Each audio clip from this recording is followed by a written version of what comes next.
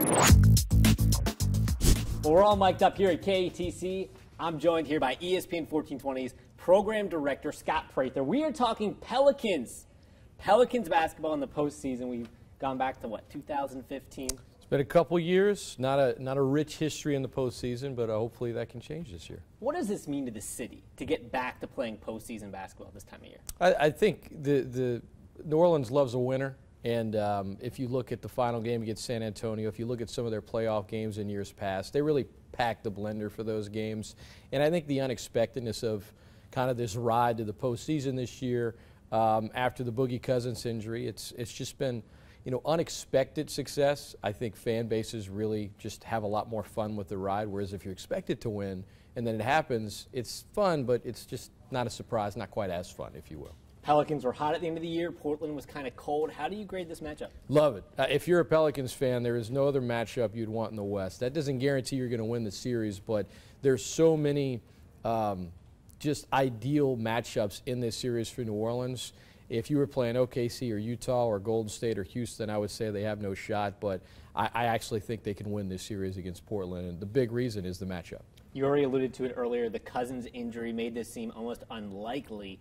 What does it say about the team that they were able to figure it out and get here? Well, Anthony Davis, the superstar, I guess it was over a month ago, said, just because Boogie went down, we still expect to be in the playoffs and we still expect to compete in it. A lot of national pundits kind of laughed it off, but Drew Holiday is a big reason why. The trade for Nikolai Mirotic and Alvin Gentry, who's taken a lot of heat as the head coach, he had to essentially, and his staff, come up with a new offense, and they had to kind of learn it on the fly. And to have that 10-game winning streak and then to end the season with a 5-game winning streak, hats off to his staff and to the team for not, when Boogie went down and then you lost 4 in a row and you're sitting there 2 games above 500, could throw in the towel, and they really decided that's not what we're going to do. We're gonna make these adjustments and get into the postseason, and here we are.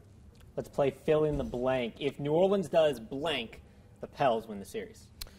If New Orleans shuts down shuts down's a strong word. If New Orleans is able to slow down the players outside of Damian Lillard, because Lillard's still going to get his points even if they match him up with Drew Holiday. But C.J. McCollum did not play well in any games against New Orleans this year. They did a great job against him defensively. And Nurkic, their center, he's probably the third best player on their team. If Anthony Davis just feasts on him and kind of gets him out of his game, if he gets into foul trouble, Portland's pretty much done. They kind of have to pick their poison. Anthony Davis is the best player in this series, and Damian Lillard's number 2.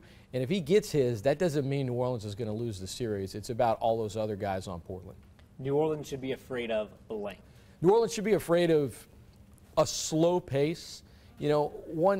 One benefit, I guess, if you get into more of a half-court offense for the Pelicans is Portland doesn't have that length that's caused a lot of the Pelicans' turnovers this year, but the Pelicans are one of the best teams in terms of pace of play, and Portland is, I think, second in the league defensively in the slowest pace. They want to slow it down. They want to make it dirty.